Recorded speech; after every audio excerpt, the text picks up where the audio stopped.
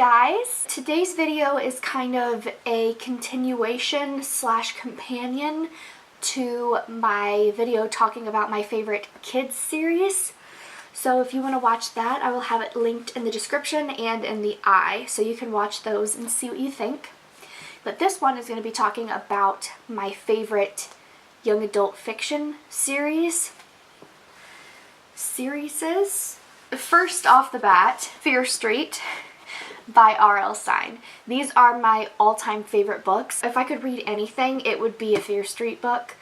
These are the best. They started in the late 80s and they continued until 2000 something, and then he paused it for a little bit and then he just brought them back out again. So the older ones look like this. Some of the Fear Street books were standalone books like this one. Start to end, it's one story, and then when you read the next, it's a completely different story. Most of them are like that, but some of them, like these, are 2 or more books.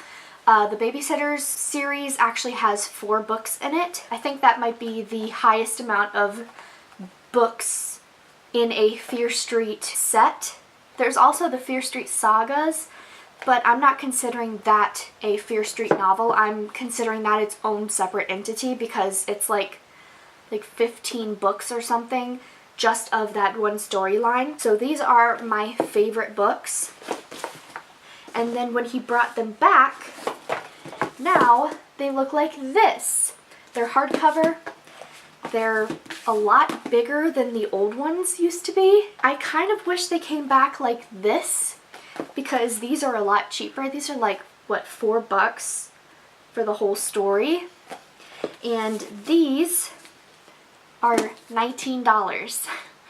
So a significant price difference, but also these are, what, 20 years old? So inflation, it would be a little bit more too, but it wouldn't be $19 for a story. These are still written like the old ones are. It seems like it still works in with the Fear Street name. I feel like some people just use the name because we recognize it and then just keep writing under that name.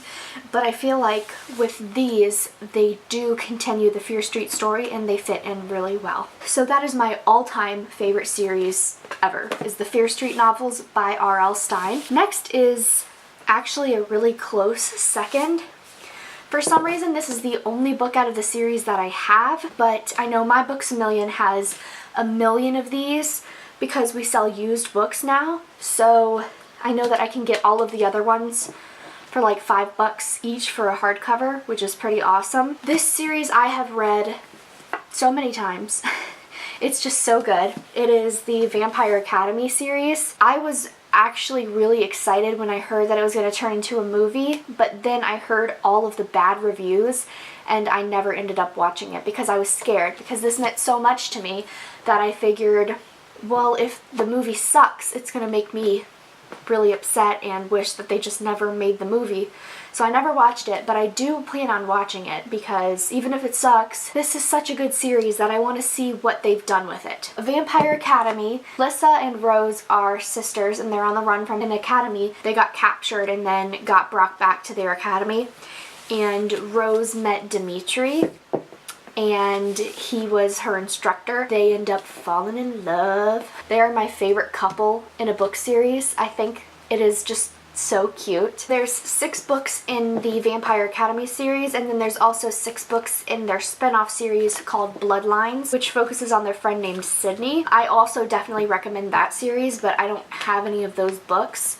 Every time I really want to read this series, I go to the library and get all of them, and then I read them and I take them back to the library. I definitely need to buy the others because it's such a good series and I read it more than once. It feels like it would be a good investment for me to just own it. And they're beautiful books. I love the covers of them. There's also some more covers on the back if you can see those, and they're really good. So great series. When I was younger, the series that looked like this and this and this, they all kind of look the same. These were the books I loved if they were about vampires or if they were about other creatures. I loved them, and they were always really dark and everything. Great stuff. So if it had like a black cover and a person on it, I'm sure I read it. This is one that isn't actually in my favorite series because I never got around to finishing it. I own a couple of these, but I don't think I read past the first one actually, but I do remember really liking this. I haven't read this in years, but it says Zoe has been marked as a fledgling vampire and joins the House of Night, a school where she would train to become an adult vampire. But she has to go through the change. I do remember this, where like they saw one of their schoolmates die trying to go through the change to become a full vampire, but his body rejected it or something. So some of them don't make it through, but some of them do. She has powers and everything, really good, but I only read a couple of them, so I'm not gonna say they're a favorite, but they're just slipping it in there. I don't know if these are considered series. I guess the Night World is, but all of these type books from L.J. Smith, I'm going to say, are a favorite. There's this, and then there's the other two here, where they have 3 books in them. They don't correlate with each other, they're just 3 separate books, and they are just in a collection. So they have the Night World and the Forbidden Game, then Dark Visions. I never read the Vampire Diaries though, and I never watched it either, which is also written by L.J. Smith, but I love these books. They're so good. My final favorite series is the High Heels Mysteries. I don't know if I'd consider them young adult or just adult, but they're really good. Maddie's in her 20s, and she finds a murder case and she tries to save it, and she ends up falling in love with, I don't know if he was a deputy or a detective, but she fell in love with the guy who was on the case. It continues on, and she and him end up together. That's all I'm gonna say about that, but it's a great series. I have them on Kindle, so that's why I don't have them here, but I definitely recommend getting that series, just trying it out. The first 4 books, I think, are in a set for like $10. So $10 for 4 books, that's a pretty good deal. So I definitely recommend trying it out, seeing what you think. Anything that looks like these, I love. I also have Nevermore over there. That was about Edgar Allan Poe, and that had 3 books. So that was another good series. Hush Hush, I read the first one of that, and I really liked that, but I never finished the series.